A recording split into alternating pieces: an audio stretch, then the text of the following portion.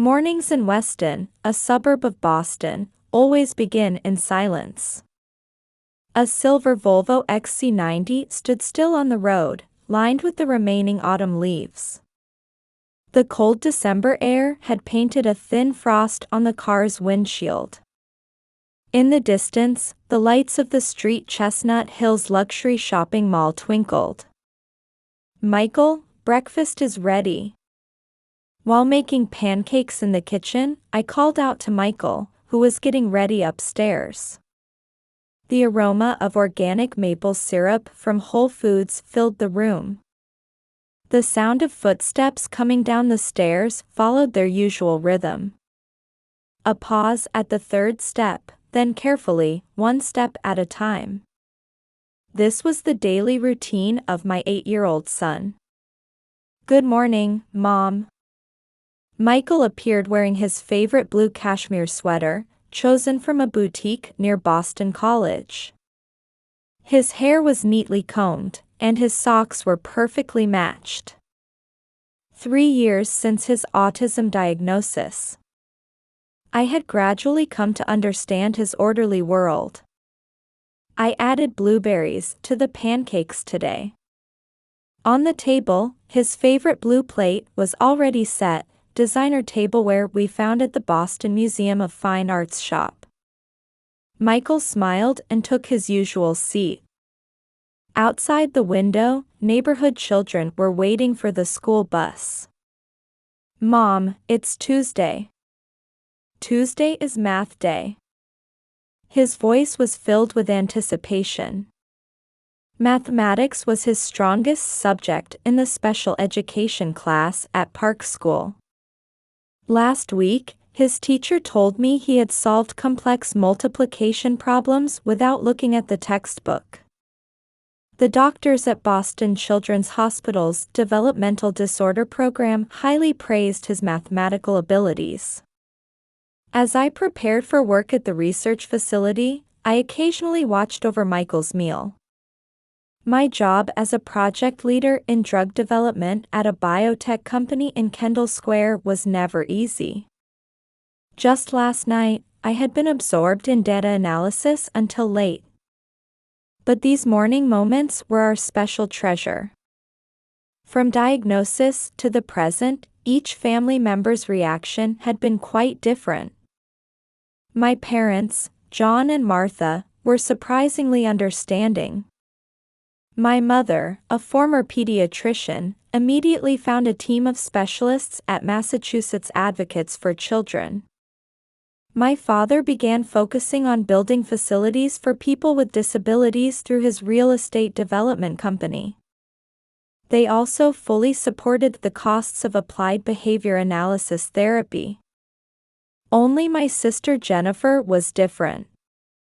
Arriving stylishly in her BMW X5, she maintained a clear distance despite her superficial concern. "Oh, Amy. It must be so hard." After the diagnosis, her words gradually grew colder. My sister, successful as a luxury real estate agent, constantly posted her glamorous daily life on social media. While frequently posting photos of charity events as a patron of the New England Aquarium, she turned her back on her own nephew. Michael hadn't appeared in her posts for quite some time. "Jenny, how are the Christmas party preparations coming along?" I recalled what Mother had mentioned last week. The annual family Christmas party, a major social event in Weston's high society, held in a 1920s colonial-style mansion. Last year, Michael had surprised the gathered relatives and friends by playing Silent Night on the piano. It was the result of his lessons at the New England Conservatory. His performance had made a lasting impression amid the lavish party catered by Legal Seafoods. 5 fingers tapped a rhythm on the blue plate. Michael must still remember the warm applause from that time. I smiled and gently touched his hair. His profile in the morning sun somewhat resembled his father's. Mom, can I play the piano again this year? Of course, you can. There was no lie in those words. However, I couldn't help but worry about my sister's recent behavior. The perfect life posted on social media. Selfies taken against Beacon Hill's Christmas decorations. What was she thinking behind it all? One day, when I returned home from the research facility, I was greeted by an unusually quiet house. Michael was already in his bedroom, working on his applied behavior analysis therapy homework. The day's mail was neatly arranged on the doormat. That's strange. I frowned while checking the envelopes. The Christmas party invitation, which always arrived this time of year, was missing. There was no sign of the cream-colored envelope with its elegant handwritten address. At the kitchen island counter, I stared at my phone screen. No messages or calls from Jennifer. Usually, by now, there would have been several calls about detailed party arrangements. Outside the window, neighboring houses were beginning to shine with Christmas decorations. Traditional Beacon Hill-style decorations. The warm LED lights gently illuminated the deepening darkness of night. Mom, is this problem correct? I heard Michael's voice from upstairs. As I climbed the stairs, I looked at my son's study desk. His mathematics workbook was neatly organized. His calculation abilities were highly regarded even in Park School's special education class. Wonderful, Michael. All correct. As I stroked my son's head, I felt the peace reflected in his eyes. Just then, my phone rang. Seeing the name displayed on the screen, I hesitated for a moment.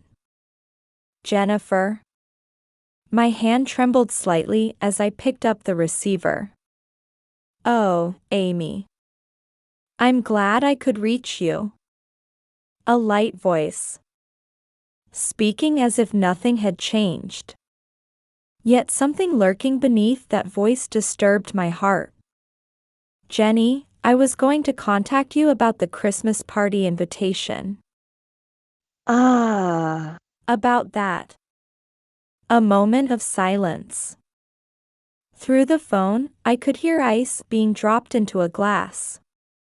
She was probably making the call from her BMW X5, with her usual expensive wine in hand. Actually, we can't invite you this year. What do you mean? Well, your child is autistic, right? We can't invite you because we're worried it might be contagious. Those words pierced my heart like a cold winter wind. How many times had she received medical explanations from our mother? Yet my sister still held on to such unscientific prejudices. Autism isn't contagious. My voice was surprisingly calm.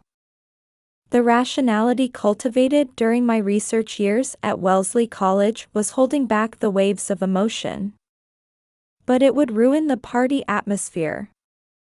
It would be discourteous to our guests, wouldn't it? Besides, you know how important our parties are.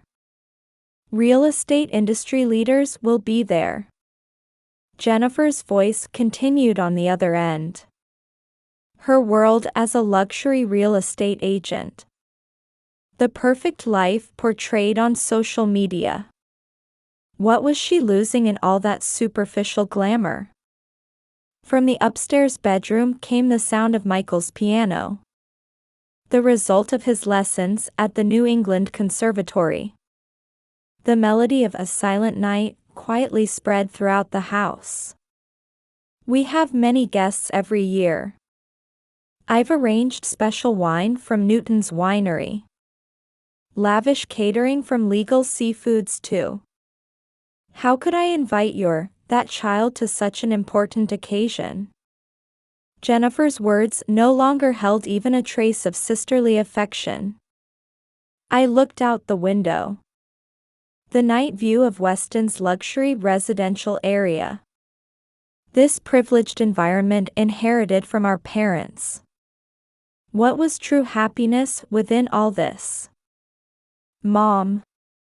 I did it. Michael's voice rang out. He must have succeeded in practicing a new piece.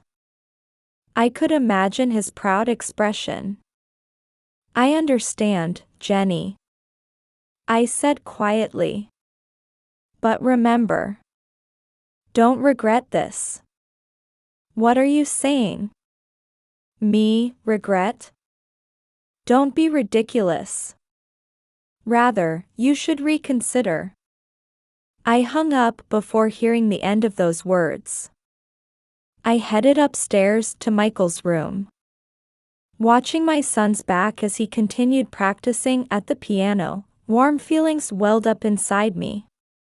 You're doing so well, Michael. I hugged my son. His body temperature felt comforting. We have our own happy times. Outside the window, snow had begun to fall quietly. A white blanket gently wrapped around the streets of Weston. December 25th. The 1920s colonial-style mansion in Weston was adorned with brilliant decorations.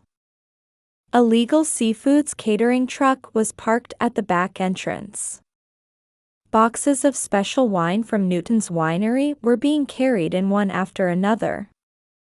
Perfect, everything is perfect.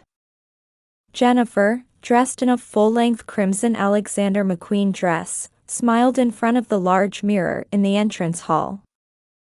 A Christmas collection carefully selected from Bloomingdale's. At her neck sparkled a Tiffany necklace, supposedly a gift from their father. Ms. Wilson, guests are beginning to arrive. She nodded gracefully at the butler's announcement. Tonight's guest list included the names of Boston's real estate industry leaders. This glamorous Christmas party was supposed to be a crucial turning point in her career. Oh, Mrs. Johnson. While greeting the first guest, Jennifer displayed a perfect smile. An important member of the Boston Museum of Fine Arts Patron Association. Behind her, she could see the Smith family, known for real estate development. What a lovely party, Jennifer. But where's Amy? It was an expected question. Yet the weight of those words far exceeded her expectations. Unfortunately this year. Even as she fumbled for words, the hall grew increasingly lively with arriving guests. Champagne glasses clinked, and the orchestra's live performance filled the space. Last year, Michael played such beautiful piano for us, didn't he? Mrs. Anderson, an annual patron of the New England Aquarium, spoke up. Her gaze was somewhat sharp, as a major supporter of Boston Children's Hospital's Pediatric Development Support Program. Well, yes. The first crack appeared in what should have been a perfect evening. My grandson is also on the autism spectrum. A voice suddenly cut through the party's bustle. It was Mrs. Brown, a board member of Massachusetts Advocates for Children. Actually, I came today to discuss Amy's son. For our support program. Jennifer's cheeks tightened. Her hand holding the expensive wine glass trembled slightly. About Amy. While she searched for words, the disturbance in the hall spread. In Boston high society etiquette, such topics would normally be gently deflected. But tonight was different. Jennifer, would you please tell us the truth? Mr. Clark's voice resonated, a real estate industry mogul and leader of the Disability Support Facility construction project. Several industry contacts had already gathered around him. With each glass of wine, Jennifer's words gradually approached her true feelings. Well, a child with autism doesn't belong in a place like this, right? That single statement froze the atmosphere in the venue. What did you say? Unbelievable. Is this really John Brown's daughter speaking? The murmurs spread instantly. I'll have to reconsider our contract. Mr. Clark's voice was cold. We too, regrettably. One after another, words of contract termination were thrown at her. Hands reaching for smartphones could be seen everywhere. Some checking social media posts, others making immediate contacts. Boston's high society information network began functioning with surprising speed. Wait, this is a misunderstanding. Jennifer's voice trembled. But it was too late. All our dealings will be nullified. Discrimination against disabilities goes against our company's principles. It's spreading on social media. There's no turning back now. Under the luxurious chandelier, her world was crumbling with an audible crash. Her phone began ringing. The screen displayed incoming calls from important real estate industry clients, one after another. Between these, the number of outgoing calls to Amy increased. But there was no response. This isn't how it was supposed to. Dressed in her crimson gown, she was enveloped in unprecedented loneliness. Outside the window, Boston's night view sparkled. The lights of the street Chestnut Hill twinkled in the distance. That light was now unrelated to her former brilliance. Meanwhile, that night, at Amy's house near the Weston Golf Club, Michael was playing the piano. The melody of A Silent Night resonated through the warmly lit living room. Beautiful playing, Michael. Amy sat beside her son. Her smartphone screen displayed dozens of missed calls from her sister. But that night, she didn't answer the phone. The next morning, family members gathered in the dining room of their parents' mansion from early morning. Is this true? Father John's voice had lost its usual gentleness. The business section of the Boston Globe already carried the article. The headline, "Discriminatory Remarks Shake Luxury Real Estate Industry," cast a dark shadow. Father, this is a misunderstanding. I never. Jennifer's voice trembled.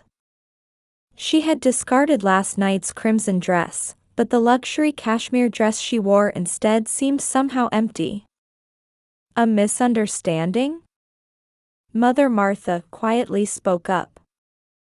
Her knowledge as a former pediatrician and experience as a philanthropist lent deep sadness to her gaze.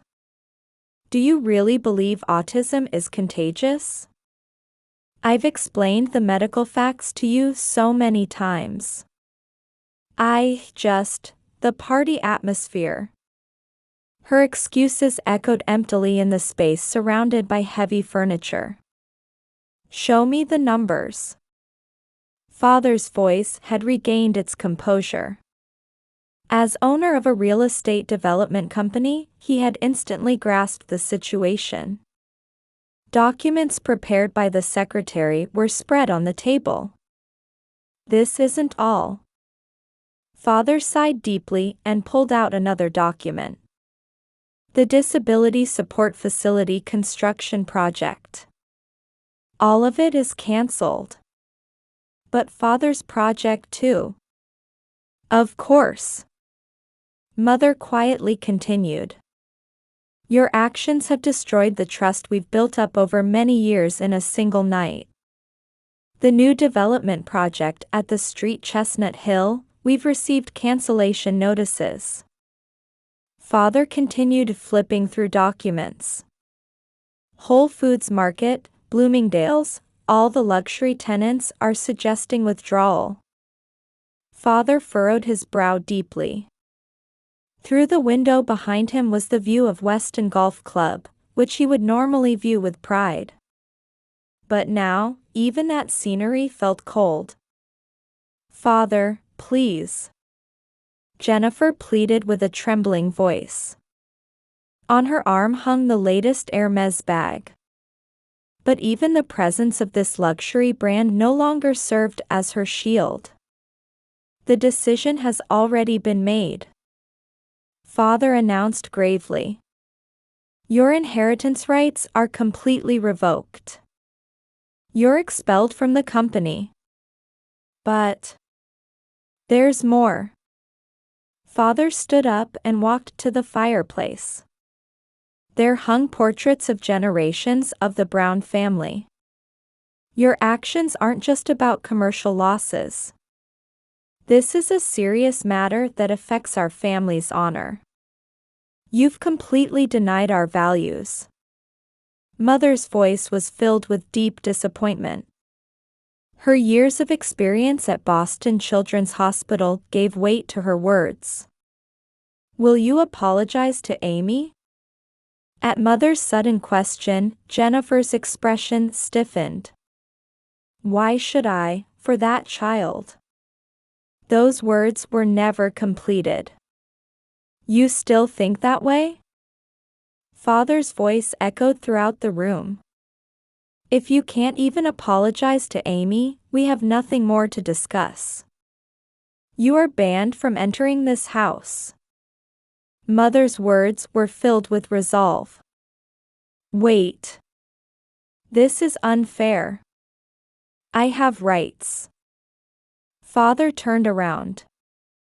"Someone who can't show basic human compassion has no rights as family. Leave." Mother's word was final. Just then, the doorbell rang. "As notified, the press has arrived." At the butler's announcement, Jennifer's face turned pale. "I will explain," Father announced gravely. "As the Brown family, I will make an official apology for this situation and announce our future response." Outside the window, reporters' cameras flashed.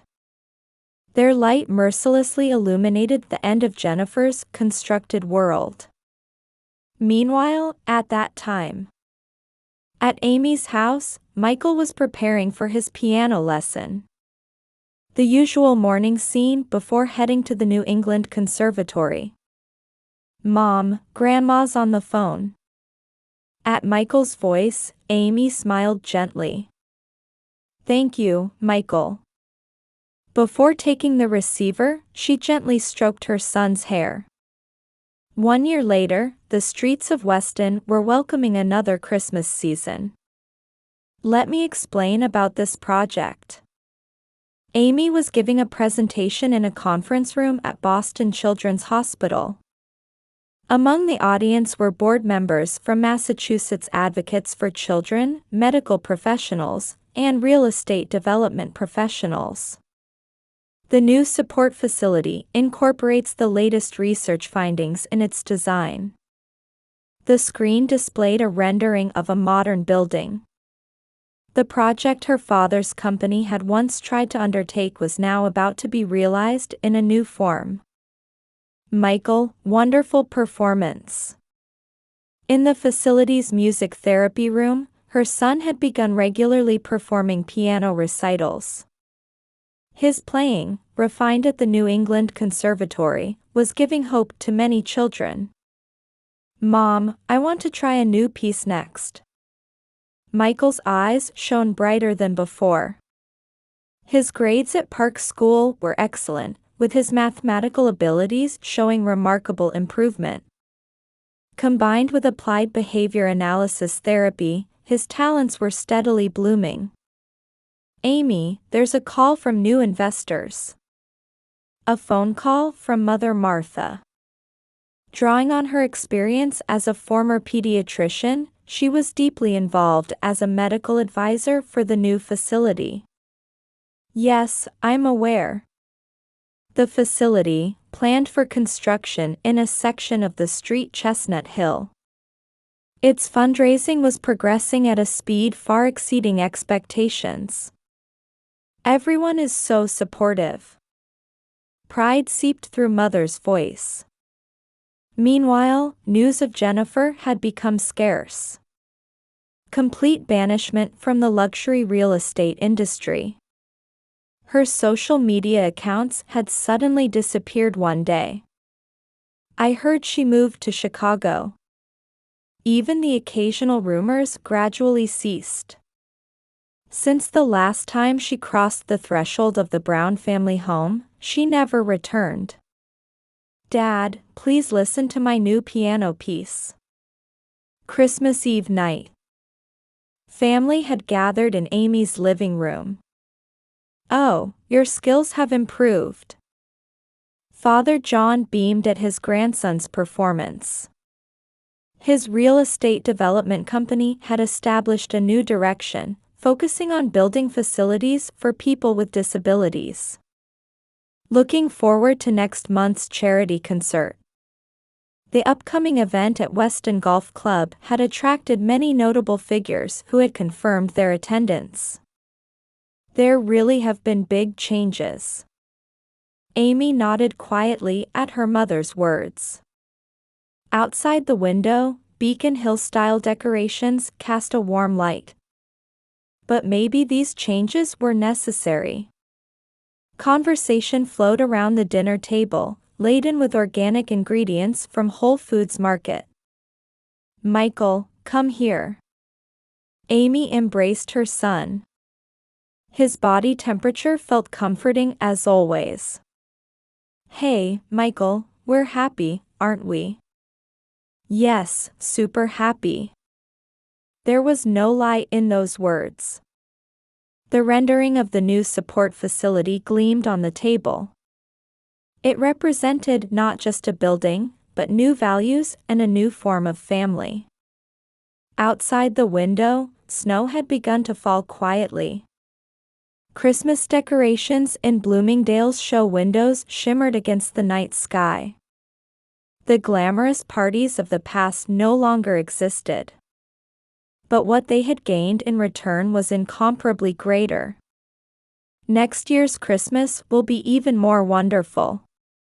The whole family nodded with smiles at Amy's words. It was quiet proof of victory for those who had discovered true happiness. Michael's piano music began to fill the room again. The melody of A Silent Night carried new hope. The pure white snow outside the window gently wrapped their expectations for the future. It was like a special gift, given only to those who knew true value.